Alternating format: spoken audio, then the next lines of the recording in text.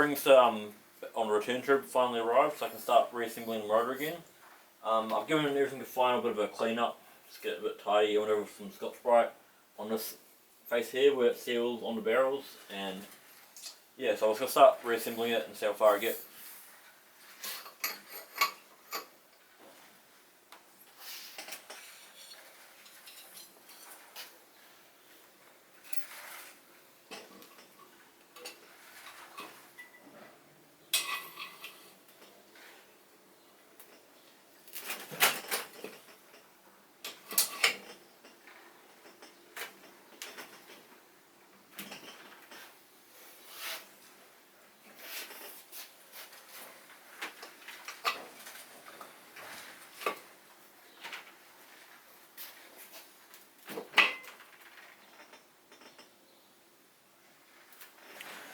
So here's the torque sequence for the cylinder head.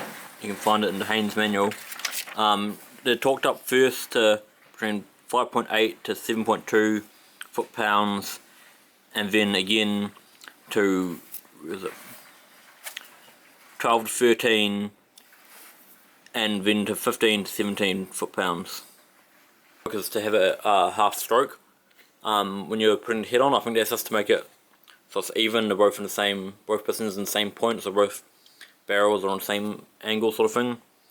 I'm not sure how much of a difference it'll make, but the book says do it, so I might as well do it.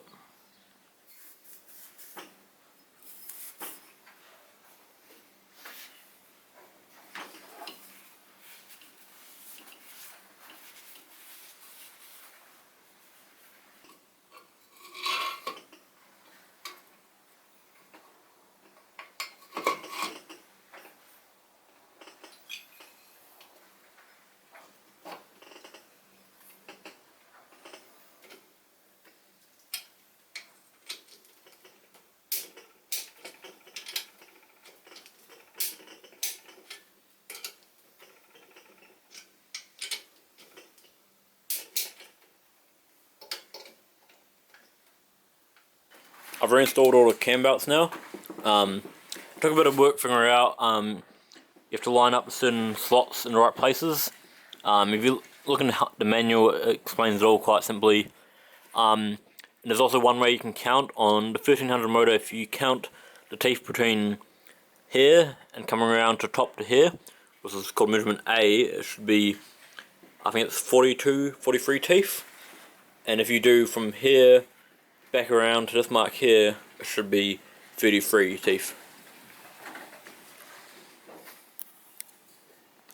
I'm not exactly sure what's supposed to go back on next, but I'm going to start with the oil cooler and put oil lines back on, and I'll just see where I get to from now on.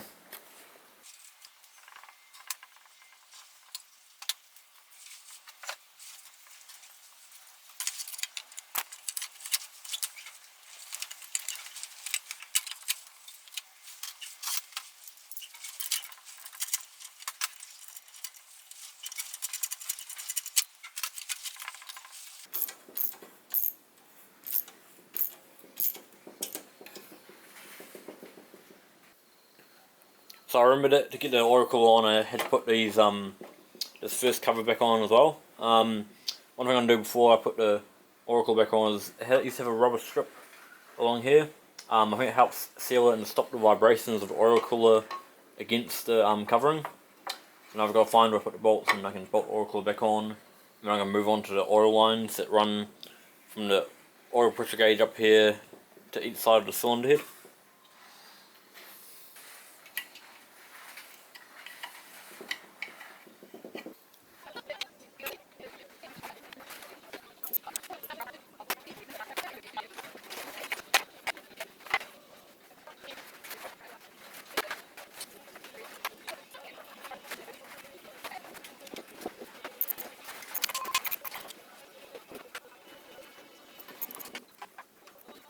I made a slight mistake with jumping the gum and doing the cam belt. There's a few things you need to do before, like putting this alternator mount on. The way it is now, I can't quite fully unscrew the screws, bolts, so I'm going to try just loosen tension off and see if I can slip them out.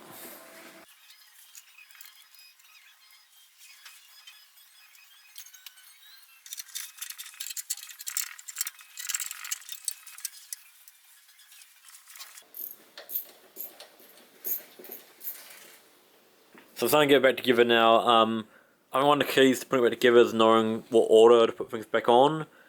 Like, these little under trays here have to go on before the head's gone. I said to take the head back off again on one side and re-put it on. And then, same for this next panel up here. These need to go on before the starter motor can go on and the oil cooler can go on. So this, otherwise, you don't know that, you got to backtrack quite a bit. The timing belt was quite easy, although it was a bit tight on there. It was a bit tighter than I was expecting, but I think it's alright now. I've counted all the teeth and they match what it says in the book. Hopefully next time you see it, it'll be running. I want to build some mounts off the old engine mounts to mount to the table, just so I can start it without having to pull out the old motor out of the car for now. I just need the carburetor, distributor, fuel pump, and then a few other bits, oil filter, and set up a battery and some wiring for it. And I think I'll just place the fan on without other shrouds and see how it runs and have it so I know it's completely ready for when I do change over the motors. So hopefully next episode it'll be running. So you was wondering, just what happened to my spare engine? Something went seriously wrong here and blew quite a big hole in the piston and started to melt away at it as well. I'm not sure what happened here, but it doesn't look very good. It also took gouges out of the barrel, so the barrel's no good. So I've got 3 good pistons barrels, but just one is not very good.